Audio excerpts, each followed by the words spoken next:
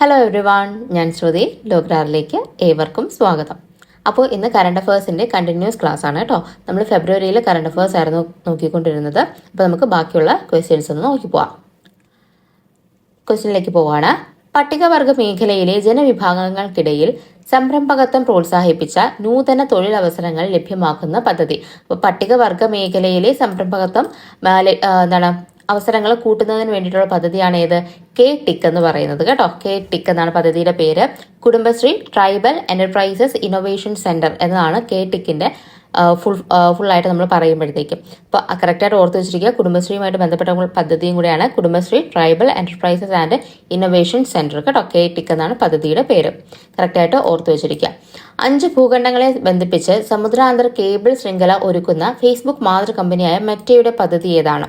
അപ്പം കേബിൾ ശൃംഖലയുടെ പേരെന്താണെന്ന് ചോദിച്ചിരിക്കുന്നത് പ്രൊജക്ട് വാട്ടർ വർത്ത് എന്നാണ് പ്രോജക്റ്റിന്റെ പേര് കേട്ടോ. അപ്പോൾ വാട്ടർ വർത്ത് എന്നാണ് പേര്. മെറ്റയാണ് കൊണ്ടുവന്നിരിക്കുന്നത്. എന്താണ് ഇതിന്റെ പ്രത്യേകത? 5 ഭൂഖണ്ഡങ്ങളെ ബന്ധിപ്പിച്ച് സമുദ്രാന്തര കേബിൾ ശൃംഖല ഒരുക്കുന്ന പദ്ധതിയാണ് പ്രോജക്ട് വാട്ടർ വർത്ത് എന്ന് പറയുന്നത്. അടുത്ത ക്വസ്റ്റ്യൻ. രാജ്യത്തിന്റെ 26ാമത് മുഖ്യ തിരഞ്ഞെടുപ്പ് കമ്മീഷണർ ആരാണ്? ഗ്യാനേഷ് കുമാർ ആയിരുന്നു ചുമതലയേറ്റത്. 26ാമത്തെ മുഖ്യ തിരഞ്ഞെടുപ്പ് കമ്മീഷണർ. ലോകത്തിന്റെ ഏത് കോണിൽ ഉള്ളവർക്കും കേരളീയ കലാരൂപങ്ങൾ പഠിക്കുവാനും പരിശീലിക്കുവാനും വേണ്ടി തയ്യാറാക്കിയ സ്ഥാപനം ഏതാണ്? ഡിജിറ്റൽ ആർട്സ് സ്കൂൾ എന്നതാണ് സ്ഥാപനത്തിന്റെ പേര് കേട്ടോ. അപ്പൊ ഏത് കോണിലിരുന്നും കേരളീയ കലാരൂപങ്ങൾ പഠിക്കാൻ വേണ്ടി തുടങ്ങിയ സ്ഥാപനമാണ് ഏത്? ഡിജിറ്റൽ ആർട്സ് സ്കൂൾ എന്ന് പറയുന്നത്. കേരള വിനോദസഞ്ചാര മേഖലയിലെ ആദ്യ സോളാർ വള്ളം, ഓർത്തിരിക്കുക നന്നായിട്ട് തന്നെ, കതിരവൻ എന്നാണ് കേട്ടോ പേര്. അപ്പൊ കേരള വിനോദസഞ്ചാര മേഖലയിലെ ആദ്യത്തെ സോളാർ വള്ളമാണ് ഇത് കതിരവൻ എന്ന് പറയുന്നത്. സമുദ്രത്തിന്റെ അടിത്തട്ടിലേക്ക് മനുഷ്യനെ എത്തിക്കാനുള്ള ഇന്ത്യയുടെ പദ്ധതിയാണ് ഏത്? സമുദ്രയാൻ എന്ന് പറയുന്നത്. മനുഷ്യനെ എന്നുകൊണ്ട് ഉദ്ദേശിക്കുന്നത് ശാസ്ത്രജ്ഞരെയും മറ്റ് ഗവേഷകരെയൊക്കെയാണ്. അപ്പോൾ സമുദ്രത്തിന്റെ അടിത്തട്ടിലേക്ക് മനുഷ്യനെ എത്തിക്കുന്ന ഇന്ത്യയുടെ പദ്ധതിയാണ് ഏത്? സമുദ്രയാൻ എന്ന് പറയുന്നത്. സമുദ്രയാൻ പദ്ധതിക്കായി നിർമ്മിച്ച അന്തർവാഹിനി ഏതാണ്? മത്സ്യ 6000 ആണ് കേട്ടോ. മത്സ്യ 6000 ആണ് ഏത് അന്തർവാഹിനിയുടെ പേരെന്ന് പറയുന്നത്. ഗൂഗിളിന്റെ ഏറ്റവും വലിയ ക്യാമ്പസ് നിലവിൽ വരുന്നത് എവിടെയാണ്? ഏറ്റവും വലിയ ക്യാമ്പസ് വരുന്നത് ബംഗളൂരുവിലാണ്.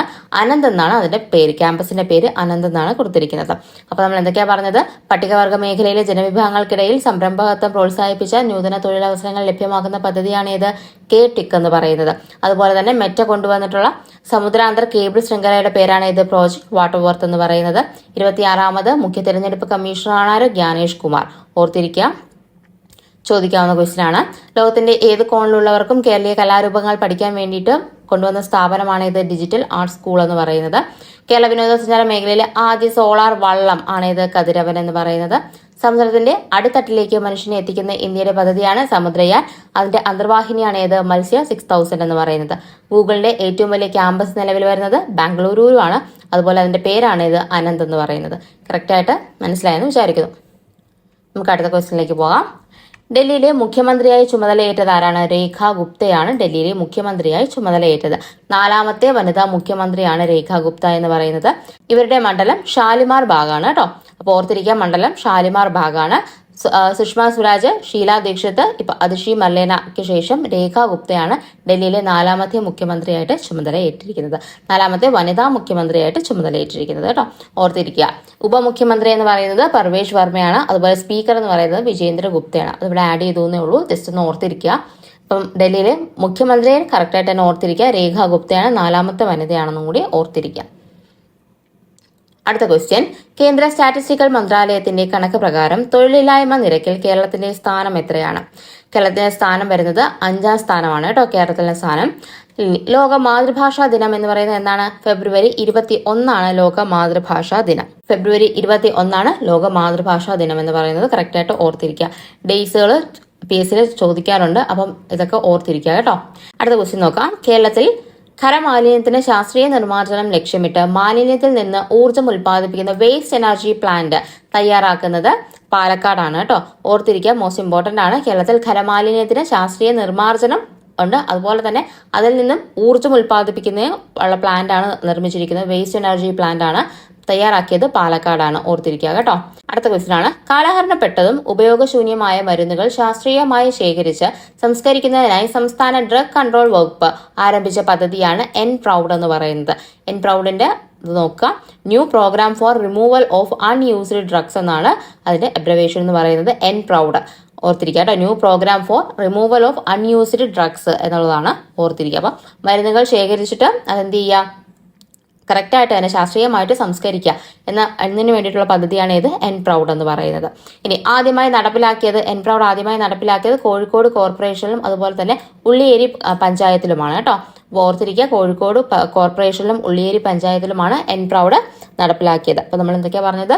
ഡൽഹിയിലെ 4ാമത്തെ വനിതാ മുഖ്യമന്ത്രിയാണ് ആര്? രേഖ ഗുപ്ത എന്ന് പറയുന്നത്. അതുപോലെ തന്നെ ഉപമുഖ്യമന്ത്രി ഇപ്പോൾ പർവേഷ് വർമ്മയും സ്പീക്കർ വിജേന്ദ്ര ഗുപ്തയുമാണ്. ഇനി നമ്മുടെ തൊഴിലില്ലായ്മ നിരക്കിൽ കേരളത്തിന്റെ സ്ഥാനം എത്രയാണ്? 5ാം സ്ഥാനമാണ് കേരളത്തിനുള്ളത്. മാതൃഭാഷാ ദിനം എന്ന് പറയുന്നത് ഫെബ്രുവരി 21 ഓർത്തിരിക്കുക. ഖരമാലിന്യം ശാസ്ത്രീയമായി നിർമ്മാർജ്ജനം ലക്ഷ്യമിട്ട് മാലിന്യത്തിൽ നിന്നും ഊർജ്ജം ഉൽപ്പാദിപ്പിക്കുന്ന വേസ്റ്റ് എനർജി പ്ലാന്റ് തയ്യാറാക്കുന്നത് പാലക്കാടാണ് കേട്ടോ. അതിന്റെ ഫസ്റ്റ് സ്റ്റേജ് ഒക്കെ വിജയകരമായിരുന്നു. ഇനി കാലഹരണപ്പെട്ടതും ഉപയോഗശൂന്യവുമായ മരുന്നുകൾ ശാസ്ത്രീയമായി ശേഖരിച്ച് സംസ്കരിക്കുന്നതിനായി സംസ്ഥാന ഡ്രഗ് കൺട്രോൾ വകുപ്പ് ആരംഭിച്ച പദ്ധതിയാണ് ഇത് എൻപ്രൗഡ് എന്ന് പറയുന്നത്. ഓർത്തിരിക്കുക. ആദ്യമായി നടപ്പിലാക്കിയത് കോഴിക്കോട് കോർപ്പറേഷനിലും അതുപോലെ തന്നെ ഉള്ളിയേരി പഞ്ചായത്തിലുമാണ്. കറക്റ്റായിട്ട് തന്നെ പഠിച്ചു വെച്ചിരിക്കുക. ഇനി അടുത്ത ക്വസ്റ്റ്യൻ ആണ്, 72ാമത് ലോകസുന്ദരി കിരീട മത്സരത്തിന് വേദിയാകുന്നത് തെലങ്കാനയാണ് കേട്ടോ. അപ്പൊ 71ാമത് നടന്നതും ഇന്ത്യയിലെ വെച്ചിട്ട് തന്നെയായിരുന്നു. 22 നടക്കാൻ പോകുന്നതും ഇന്ത്യയിലാണ്, തെലങ്കാനയിലാണ് നടക്കുന്നത്. ഓർത്തിരിക്കുക. ഇന്ത്യയിലെ ആദ്യത്തെ ഓപ്പൺ എയർ ആർട്ട് വാൾ മ്യൂസിയം ഉദ്ഘാടനം ചെയ്തത് ന്യൂഡൽഹിയിലാണ്. അപ്പൊ എന്താ പറയുന്നത്? ഇന്ത്യയിലെ ആദ്യത്തെ ഓപ്പൺ എയർ ആർട്ട് വാൾ മ്യൂസിയം ഉദ്ഘാടനം ചെയ്തത് ന്യൂഡൽഹിയിലാണ്. ഇനി ഫോബ്സ് മാക്സിന്റെ പ്രോമിസിംഗ് സ്റ്റാർട്ടപ്പ് പട്ടികയിൽ ആദ്യ 100-ൽ ഇടം നേടിയ മലയാളി സ്റ്റാർട്ടപ്പാണ് ആക്രി ആപ്പ് എന്ന് പറയുന്നത് കേട്ടോ. അപ്പൊ എന്താ പറയുക? ഫോബ്സ് മാക്സിന്റെ പ്രോമിസിംഗ് സ്റ്റാർട്ടപ്പ് പട്ടികയിൽ ആദ്യ 100-ൽ ഇടം നേടിയ മലയാളി സ്റ്റാർട്ടപ്പാണ് ഏത്? ആക്രി ആപ്പ് എന്ന് പറയുന്നത്. ഓർത്തിരിക്കുക. അന്താരാഷ്ട്ര ക്രിക്കറ്റ് കൗൺസിലിന്റെ ICC ചാമ്പ്യൻസ് ട്രോഫി ക്രിക്കറ്റ് ടൂർണമെന്റിന്റെ വേദികൾ ഏതൊക്കെയായിരുന്നു? പാകിസ്ഥാനും അതുപോലെ തന്നെ ദുബായുമായിരുന്നു. ഇപ്പോൾ വിജയിച്ചതാരാണ്? ഇന്ത്യയാണ് വിജയിച്ചത്. കറക്റ്റായിട്ട് തന്നെ വേദികൾ പഠിച്ചു വെച്ചിരിക്കാനായിട്ട് ശ്രമിക്കുക കേട്ടോ. അതുകൊണ്ട് അടുത്ത ക്വസ്റ്റ്യൻ ആണ്, അയ്യങ്കാളിയുടെ ജീവചരിത്രം പറയുന്ന സിനിമ കതിരവൻ. അപ്പൊ കതിരവൻ ഓൾറെഡി നമ്മൾ നേരത്തെ പറഞ്ഞിരുന്നു. വള്ളത്തിന്റെ പേരെന്താണ്? കതിരവൻ തന്നെയാണ്. അപ്പൊ അയ്യങ്കാളിയുടെ ജീവചരിത്രം പറയുന്ന സിനിമയുടെ പേരും എന്ത് തന്നെയാണ്? കതിരവൻ തന്നെയാണ് കേട്ടോ. ഓർത്തിരിക്കുക. അതിൽ അയ്യങ്കാളിയായി വേഷമിടുന്നത് ആരെന്നാണ്? സിജു വിൽസൺ ആണ് അയ്യങ്കാളിയായിട്ട് വേഷമിടുന്നത്. ഓർത്തിരിക്കുക. ഇനി 2025 ഫെബ്രുവരിയിൽ ചൈനയിൽ റിപ്പോർട്ട് ചെയ്ത പുതിയ കോവിഡ് വൈറസിന്റെ പേരെന്താണ്? HKU5-CoV2 എന്നതാണ് കേട്ടോ. ഓർത്തിരിക്കുക. HKU5-CoV2 എന്നതാണ് ചൈനയിൽ റിപ്പോർട്ട് ചെയ്ത പുതിയ കോവിഡ് വൈറസിന്റെ പേരെന്ന് പറയുന്നത്. ഇനി 2030 കോമൺവെൽത്ത് ഗെയിംസിന്റെ വേദി എന്ന് പറയുന്നത് ഇന്ത്യയാണ് കേട്ടോ. അപ്പൊ 2030 കോമൺവെൽത്ത് ഗെയിംസിന്റെ വേദി ഏതാണ്? ഇന്ത്യയാണ് കോമൺവെൽത്ത് ഗെയിംസിന് വേദിയാകുന്നത്. തൊഴിലാളി എന്നല്ല, തൊഴിലായ്മ എന്നാണ് കേട്ടോ. തൊഴിലായ്മ നിരക്കിൽ കേരളത്തിന്റെ സ്ഥാനം എന്ന് പറയുന്നത് 5 നമ്മൾ ഓൾറെഡി പറഞ്ഞതാണ്. അതിന്റെ ശതമാനം എന്ന് പറയുന്നത് 8.6% പേര് എന്താണ്? തൊഴിൽ രഹിതരാണ് എന്നാണ് കണക്കുകൾ പറയുന്നത്. ഏറ്റവും കുറവ് തൊഴിലായ്മ ഉള്ളത് ഗുജറാത്തിലും അതുപോലെ തന്നെ ഡൽഹിയിലുമാണ്. 3%, 3.1% ഒക്കെയാണ് അവരുടെ ശതമാന കണക്കിൽ പറയുമ്പോഴത്തേക്ക്. ഓർത്തിരിക്കുക. അപ്പൊ തൊഴിലായ്മ നിരക്കിൽ കേരളത്തിന്റെ സ്ഥാനം എത്രയാണ്? 5ാം സ്ഥാനമാണ്. ഓർത്തിരിക്കുക. അടുത്ത ക്വസ്റ്റ്യൻ ആണ്, ഏകദിനത്തിൽ അതിവേഗം 200 വിക്കറ്റ് തികയ്ക്കുന്ന ഇന്ത്യക്കാരൻ ആരാണ്? മുഹമ്മദ് ഷാമിയാണ് കേട്ടോ. അപ്പൊ ഏകദിനത്തിലാണ് അതിവേഗ 200 വിക്കറ്റ് തികയ്ക്കുന്ന ഇന്ത്യക്കാരനാണ് മുഹമ്മദ് ഷാമി. ഇനി ദൂരദർശന്റെ ഡയറക്ടർ ജനറലായി നിയമിതനായത് K. സതീഷ് നമ്പൂതിരിപ്പാടാണ്. ഓർക്കുക, ദൂരദർശന്റെ ഡയറക്ടർ ജനറലായി നിയമിതനായത് K. സതീഷ് നമ്പൂതിരിപ്പാട്. ടൈംസ് മാഗസിന്റെ വിമൻ ഓഫ് ദ ഇയർ പട്ടികയിൽ ഇടം പിടിച്ച ശാസ്ത്രജ്ഞയും അതുപോലെ തന്നെ വന്യജീവി സംരക്ഷകയുമായ ഇന്ത്യക്കാരി ആരാണ്? ടൈംസ് മാഗസിന്റെ വുമൺ ഓഫ് ദ ഇയർ പട്ടികയിൽ ഇടം പിടിച്ച ഇന്ത്യക്കാരിയാണ് ആര്? പൂർണിമ ദേവി എന്ന് പറയുന്നത് കേട്ടോ. അപ്പം എന്താണ് ഇവരുടെ പ്രത്യേകത? ശാസ്ത്രജ്ഞയും അതുപോലെ തന്നെ വന്യജീവി സംരക്ഷകയുമാണ്. ഓർത്തിരിക്കുക. 2025 കേരള ആഗോള നിക്ഷേപക ഉച്ചകോടിയുടെ വേദി ഏതാണ്? കൊച്ചിയായിരുന്നു വേദി എന്ന് പറയുന്നത്. 2025 കേരള ആഗോള നിക്ഷേപക ഉച്ചകോടിയുടെ വേദി കൊച്ചിയാണ്. 2025 റവന്യൂ വകുപ്പിന്റെ മികച്ച കളക്ടറേറ്റിനുള്ള പുരസ്കാരം ലഭിച്ചത് തൃശ്ശൂരിനാണ് കേട്ടോ. അപ്പോൾ തൃശ്ശൂർ കളക്ടറേറ്റിനാണ് മികച്ച കളക്ടറേറ്റിനുള്ള പുരസ്കാരം ലഭിച്ചത്. ഓർത്തിരിക്കുക. സംസ്ഥാനത്ത് തയ്യാറാക്കിയ വരൾച്ച മാപ്പ് പ്രകാരം ഏറ്റവും കൂടുതൽ വരൾച്ച ബാധിച്ച പ്രദേശങ്ങൾ ഉള്ള ജില്ല ഏതാണ്? കാസർഗോഡാണ് കേട്ടോ ഏറ്റവും കൂടുതൽ വരൾച്ച വ്യാപിച്ച ജില്ല എന്ന് പറയുന്നത്. അതുപോലെ ഏറ്റവും കുറവ് വന്നിരിക്കുന്നത് കോട്ടയമാണ്. ഓർത്തിരിക്കുക. മിത്തും സയൻസും ഒരു പുനർവായന, അതുപോലെ കാഴ്ചകൾ ഉൾക്കാഴ്ചകൾ എന്നീ ലേഖക സമാഹാരങ്ങൾ ആരുടേതാണ്? എന്തൊക്കെയാണ്? മിത്തും സയൻസും ഒരു പുനർവായന, കാഴ്ചകൾ ഉൾക്കാഴ്ചകൾ. CV ആനന്ദബോസിന്റെ പുസ്തകങ്ങളാണിത് കേട്ടോ. ഓർത്തിരിക്കുക.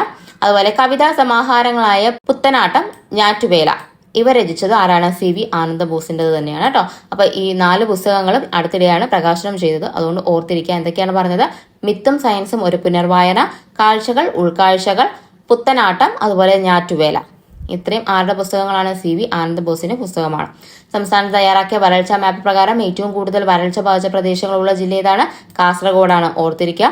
അതുപോലെ മികച്ച കളക്ടറേറ്റിനുള്ള പുരസ്കാരം 2025 ലഭിച്ചത് തൃശ്ശൂരിനാണ്. ആഗോള നിക്ഷേപക ഉച്ചകോടിക്ക് വേദിയായത് കൊച്ചിയാണ്. അതുപോലെ ടൈംസ് മാഗസിന്റെ വുമൺ ഓഫ് ദ ഇയർ പട്ടികയിൽ ഇടം പിടിച്ച ഇന്ത്യക്കാരിയാണ് ആര്? പൂർണിമ ദേവി എന്ന് പറയുന്നത്. ദൂരദർശന്റെ ഡയറക്ടർ ജനറലാണ് K. സതീഷ് നമ്പൂതിരിപ്പാട്. ഏകദിനത്തിൽ അതിവേഗ 200 വിക്കറ്റ് തികയ്ക്കുന്ന ഇന്ത്യക്കാരനാണ് മുഹമ്മദ് ഷാമി എന്ന് പറയുന്നത്. ഓർത്തിരിക്കുക കേട്ടോ. ഇനി നിലമ്പൂരിലെ ടൂറിസം വികസനത്തിനായി ഹോം സ്റ്റേ ആൻഡ് ടൂറിസം സൊസൈറ്റിയുമായി ചേർന്ന് നബാർഡ് നടപ്പിലാക്കുന്ന പദ്ധതിയാണ് ഇത്? ഗ്രാമവിഹാർ എന്ന് പറയുന്നത്. പദ്ധതിയുടെ പേര് ഓർത്തിരിക്കുക, ഗ്രാമവിഹാറാണ്. നിലമ്പൂർ ടൂറിസം വികസനവുമായിട്ട് ബന്ധപ്പെട്ടതാണ്.